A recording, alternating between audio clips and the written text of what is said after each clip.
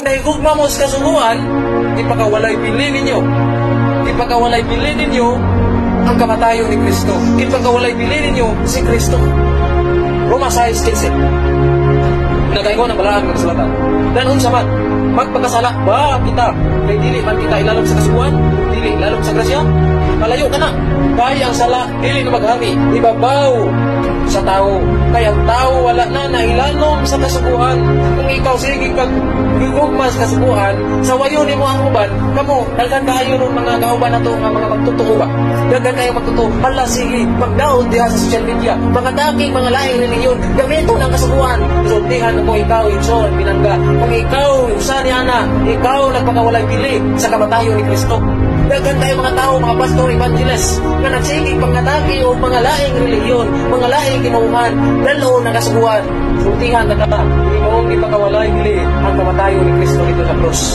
Tungod kay dili na kita naluwas sa kasuguan, kung dili naluwas na kita sa grasya. So sa diha nga mga daking kag laing pinuhan, sa diha nga mga daking kag laing nga magtuog laing reliyon, nahimo kang judgmental diha sa mong kagalingon. Nang kauban diha sa 3 yung sa mga 3 na diha. Kumpanyos na ni Lucifer. Kaya nga naman, ipakawalay pili nila ang kasuguan o ang grasya ni Kristo. Nagsige sila pagdaon, tinautay sila, parihas. Nahimo sila nga judgmental. Tukon kay ikamit-gamit nilang kasuguan sa pagpasipala, sa pagpangatake, laing religion. Pagkalimalas kining mga tawanan, nagsigig tuon sa Biblia, pero wala na dawata ang grasya. Nagsige na sila pagdaon, gamit ang kasuguan. Unay nakadakong sayo. Dili ito mo kay, oy, stay na ka, kabuwas na ka, oy. Ang pagtuong na walay buhat, patay. Kung nagsige ka, gamit sa kasabuhan, aros magpagdaon sa uban, oy, naglukan mo si Per.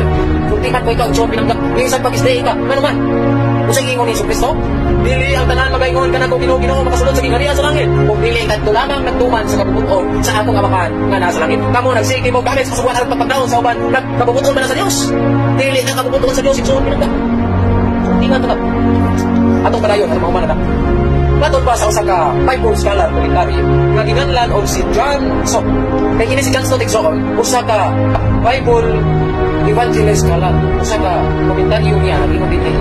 Apan kini dili pasabot nga ang mga buhat walay pili. Kini kinahanglan resulta sa grasya nga gihatag sa Dios. Pinaagi kang Jesus.